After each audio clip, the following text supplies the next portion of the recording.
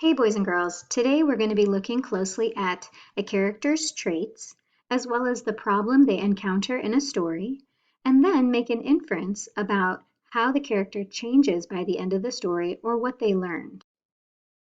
Let's take a look at Listen Buddy. At the beginning of the story, Buddy doesn't pay attention when his parents talk to him, and he makes mistakes when his parents ask him for help. I can see evidence of that in the story when his dad asks for a pen and Buddy brings him a hen instead. The main conflict in the story, the problem in the story, is that Buddy doesn't pay attention to the directions and gets lost. He ends up at the scruffy varmint's cave. The scruffy varmint gets mad at Buddy and threatens to cook him in his stew.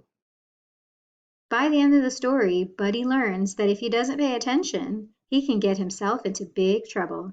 At the end of the story, he starts listening when his parents talk to him.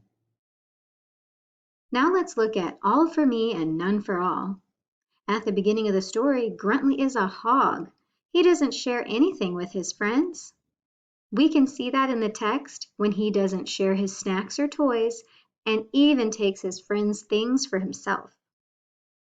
The conflict in the story, the problem in the story is that Gruntley and his friends are doing a scavenger hunt and he is in a hurry to win.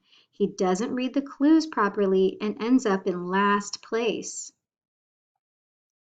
Gruntley learns a lesson at the end. He sees that his friends have saved his share of the treasure for him for when he gets there, and he learns how important it is to share and to be respectful of others.